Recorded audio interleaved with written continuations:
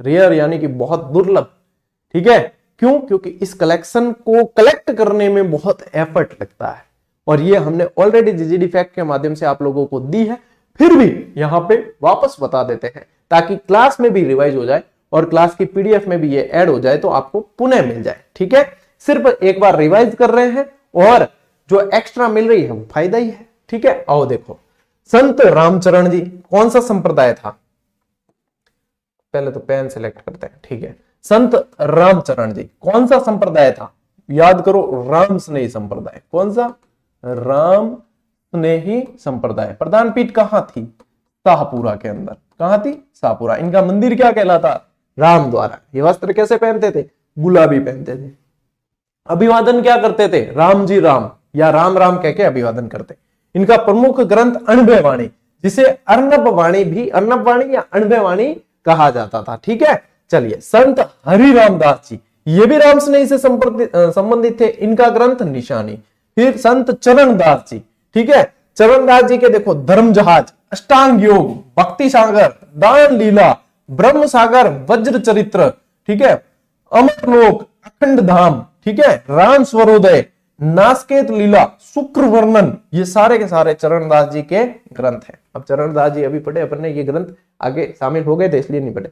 अब इन्हें रट्टा नहीं मारना, इन्हें सिर्फ 2-3 बार नजर बाहर निकाल देना। जैसे आप निशानी पढ़ोगे ना तो ये याद आ जाएगा, अन्नपानी पढ़ोगे ये याद आ जाएगा। तो यहाँ पे जो है अपन एलिमिनेटर विधि से चलेंगे ना, ऑप्शन में जो ओपीडी पे आपको सिखाया भी जाता है कि प्रश्नों का उत्तर नहीं आते हुए भी उत्तर कैसे निकालना है, तो वहां पे जो आपको रटने की आवश्यकता नहीं पड़ती। आप जब एलिमिनेटर विधि से चलते हो तो आपको 2 ऑप्शन वैसे काट लेते हो और फिर 2 में से अपना एक सही करना होता है। ठीक है, तो इस तरीके से दयाबाई जो चरणदास जी की शिष्या थी, दयाबोध विनय मल्लिका, ठीक है, सहजोबाई ये भी इनकी शिष्या थी, सहज प्रकाश। तो इसमें तो देखो इनके नाम जो अंदर आ ही रहे हैं तो आप लोगों को याद करना क्या हो जाएगा? आसान। संत सुंदरदास जी, सुंदरदास जी किसके शिष्य थे? दादू दयाल जी के शिष्य थे। किसके शिष्य? दादू दयाल जी। इनके ग्रंथ देखो सुंदर विलास, सर्वांग योग, ज्ञान समुद्र, सुख समाधि, स्वप्न प्रबोध, वेद विचार, सवैया, ज्ञान झूलना, सांग योग, प्रदीपिका, पंच प्रभाव, पंचेंद्रिय चरित्र, ये सारे इनके जो है ग्रंथ है। अब सुंदरदास जी ने तो वैसे 42 ग्रंथों की रचना की, खूब है, सारे तो नहीं पढ़े जा सकते लेकिन इंपॉर्टेंट ये है। इनमें भी आपके पशु परिचय में तो इतना नहीं पूछा जाएगा, मैं कह रहा हूं ना, ये डिटेल में है बहुत ज्यादा। मैंने जो इनसे पहले आप लोगों को जहां जहां संत जितने पढ़ाए, जहां जहां रचनाएं लिखाई, वो सारी आप लोगों के लिए इंपॉर्टेंट है, ये एक्स्ट्रा है, इसीलिए इनको पुस्तक में भी शामिल नहीं किया। क्यों नहीं किया? क्योंकि पुस्तक एग्जाम के लेवल से चल रही है। बिल्कुल, क्लास में हम कई बार एक्स्ट्रा मैटर देते हैं आपको उसमें से जो उपयोगी लगे वो आप नोट डाउन करके लिख सकते हो। ठीक है, कई बच्चे कहते हैं गुरुजी आ चीज नहीं दी होड़ी, अरे भैया वो पुस्तक उस लेवल के अकॉर्डिंग है, पशु परिचर के, ठीक है, वो वैकेंसी का लेवल देखो, आप 10th पास की वैकेंसी है, ठीक है ना। और ये क्लास में क्यों दे रहे हैं फिर कि क्लास में तो भैया क्लास तो डिटेल से कई बार समझाने के लिए दी भी जाती है और क्लास में तो हमें कई सारी और भी चीजें याद आती है, तो समझाने से क्या याद भी हो जाती है। तो वो सारी चीजें जो है आप कंपेयर नहीं कर सकते और फिर भी करते हो तो करो फिर। ठीक है, मैं हर एग्जाम की जो पुस्तक लिखता हूं वो उसके एग्जाम अप्रोच के अनुसार लिखता हूं कि भैया लेवल क्या है उसके अनुसार ही चीज मिलेगी। अब देखो ये जो है आप लोगों को ध्यान रखना है, प्राणनाथ जी यहाँ पे देख नहीं रहा है नीचे, मैं यहां लिख देता हूं वापस, प्रणामी संप्रदाय था ना, प्राणनाथ जी, ठीक है, क्योंकि यहां पे आप लोगों को ये दिख नहीं रहा है, ये है कुजलम स्वरूप, कुजलम स्वरूप, और तारतम सागर बताया था, तो यहां पे कुजलम स्वरूप ध्यान रखना क्योंकि इंपॉर्टेंट ज्यादा यही है। अब ये नीचे वाली लाइन मुझे पता है ये दिख नहीं रही है, इसलिए मैंने ऊपर लिख दिया, इसके नीचे और कुछ भी नहीं है। ठीक है, चलो आगे बढ़ो। ये वैसे जीजीडी फैक्ट में आपको दे रखा है टेलीग्राम पे, तो वहां से भी आप वापस कलेक्ट कर सकते हो। देखो संत दादू दयाल जी, संत दादू दयाल जी में दादू दयाल जी वाणी, दादू दयाल जी दूहा और कायाबेली, ये इनकी जो भाषा है वो सदुकड़ी भाषा भी कहलाती थी, सदुकड़ी या ढूंढाड़ी भाषा भी कहलाती थी। ढूंढाड़ी दोनों में से जो भी पूछ ले तो ध्यान रखना। ठीक है, ढूंढाड़ी वैसे बोली के अंदर आ जाती है, सदुकड़ी भी इनकी बोली के अंदर। गरीबदास जी इनके ही शिष्य थे, पुत्र भी थे। साखी, अध्यात्म बोध, अर्नभ्य बोध, ठीक है, अर्नब बोध, अर्नब वाणी नहीं है, अर्नब बोध, ये इनकी रचना है। रज्जब जी सांगानेर के थे, पठान थे। रज्जब वाणी सर्वंगी बताया था। बालिन जी ये भी इनके शिष्य थे। ओरिलो या इसे आरिलो भी लिखा मिलेगा आप लोगों को, ठीक है। प्रताप कुंवरी बाई ये भी महिला संत, ध्यान रखना। ज्ञान सागर, ज्ञान प्रकाश, हरिजस, श्री रामचंद्र विनय, ठीक है। प्रताप 25, रामचंद्र नाम महिमा, यानी राम जी के ज्यादा नाम दिखेंगे। पशु परिचर के लिए थोड़ा कम इंपॉर्टेंट है, लेकिन नजर मार दे तो कोई नुकसान नहीं है। गौरीबाई की कीर्तन माला ध्यान रखना।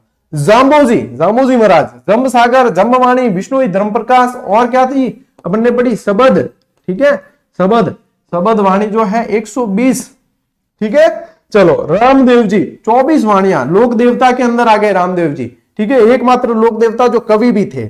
और मीराबाई, देखो मीराबाई में पदावली, नरसिंह मेहता री हुंडी, रुक्मणी मंगल, सत्य मामाजी नु रोशनु, टीका राग गोविंद, ठीक है। और देखो नरसिंह जी मायरो ग्रंथ के रचनाकार रत्ना खाती थे, ठीक है। रचना खाती थे जो इनके निर्देशन में इन्होंने रचना की, ठीक है। संत पीपाजी की चितावनी। गुरु नानक देव, जम्पू जी, अंसादी बार। गुरु नानक देव वैसे नहीं पूछा जाएगा आपको, क्यों नहीं पूछा जाएगा, क्योंकि गुरु नानक देव अपन को सेंट्रल वाली वैकेंसी, यानी कि आप कह सकते हो इंडियन जीके में पढ़ना पड़ता है। और नवलदास जी, यहां नीचे नहीं दिख रहा है आप लोगों को, यहां लिखा हुआ है नवलेश्वर अनुभव वाणी। क्या लिखा हुआ है, नवलेश्वर अनुभव वाणी। ये किसकी रचना है, नवल दास जी, जिन्होंने कौन सा संप्रदाय, नवल संप्रदाय। प्रधान पीठ मैं बता चुका हूं अभी लास्ट स्लाइड पे ही, कहां, जोधपुर के अंदर, कहां, जोधपुर के अंदर, ठीक है। चलो ले लो स्क्रीनशॉट। इस तरीके से अपन ने एक बार सारी रचनाओं का कर लिया रिवीजन, ठीक है। और कल शनिवार को, क्योंकि जीजीडी पर क्लास नहीं है शनिवार को, तो शनिवार को आप लोगों को मैं ओपीडी पे एक क्लास देने की प्लान कर रहा हूं। तो कल शनिवार को जो है आप लोगों को, क्या तारीख है शनिवार, 3 तारीख है, 3 फरवरी। तो 3 फरवरी को आपको ओपीडी पे शाम को एक बढ़िया सी क्लास वस्तुनिष्ठ प्रश्नों से संबंधित मिलेगी। कहां मिलेगी, ओपीडी, ऑब्जेक्टिव प्रश्न धारा। आज इस पर 85 के, आज जब मैं ये वीडियो बना रहा हूं तब 85 के सब्सक्राइबर जुड़ चुके हैं, जो अभी अपना हाल ही में इस चैनल की घोषणा जो है 5-7 दिन पहले ही की थी। और ये प्रेम विद्यार्थियों का है, तो यहाँ पे भी क्लासेस आपको नियमित मिलती रहे, ऐसी हम कोशिश कर रहे हैं, ठीक है। बाकी पढ़ते रहो अच्छी तरीके से, और जब क्लास का जो टाइमिंग होता है ना, उस समय पे ही जुड़ने की कोशिश करें। और मैथ्स की क्लासें भी चल रही है बहुत अच्छे कंसेप्ट के साथ। अभी आपके पास में समय है, कंसेप्ट समझो सारे, और फिर आप लोग जितनी प्रैक्टिस करोगे उस हिसाब से आपकी स्पीड बढ़ेगी। कई बार मैं देखता हूं, सर इतना समय इसमें लग रहा है तो भी वहां समय कम मिलता है। अरे भैया, तो वहां पे समय कम मिलेगा, कम मिलेगा तो उसके लिए प्रैक्टिस करनी पड़ती है ना। मैथ्स ऐसे थोड़ी है कि डायरेक्ट ही हो जाएगी, जीके के जैसे डायरेक्ट याद हो जाएगी। मैथ्स को तो समझना पड़ेगा, कंसेप्ट क्लियर होंगे, उसके बाद में आप जितनी प्रैक्टिस अभ्यास करोगे उसके हिसाब से आप लोगों की स्पीड बढ़ेगी। यहाँ थोड़ी है कि मतलब डायरेक्ट हिंदी रिज्यूम थोड़ी है कि हाँ पढ़ लिया आ गया, समझना पड़ता है और प्रैक्टिस करोगे। और इतने बेसिक कंसेप्ट से इस लेवल के अनुसार जो पढ़ा रहे हैं ना, मैं वास्तव में उन शिक्षक को, प्रमोद जी को साधुवाद देता हूं कि वास्तव में आप मेरी आशाओं के अनुरूप ही मेहनत कर रहे हो, और स्टूडेंट की जो आशाएं हैं उसके अनुरूप मेहनत कर रहे हो। तो आप लोगों को इसका फायदा उठाना चाहिए, ठीक है, बढ़िया तरीके से। पशुपालन पार्ट बी में नरेंद्र सिंह जी भाटी अब जो है पैर जमा चुके हैं, बहुत बढ़िया तरीके से विद्यार्थियों को साथ लेकर आगे बढ़ रहे हैं, और क्या तरीके से याद करवा रहे हैं, वास्तव में बढ़िया आनंद आ रहा है, और स्टूडेंट तो और भी आनंद ले रहे हैं। चलो अच्छी बात है, और आप लोगों का प्रेम स्नेह सहयोग बना के रखना। और आज संत संप्रदाय पूरे हो गए, अब सोमवार को नया टॉपिक अपन पढ़ेंगे जीके के अंदर, ठीक है। मिलते हैं सोमवार को 12 बजे इस जीजीडी में जीके की क्लास में। तब तक के लिए राम राम, जय हिंद।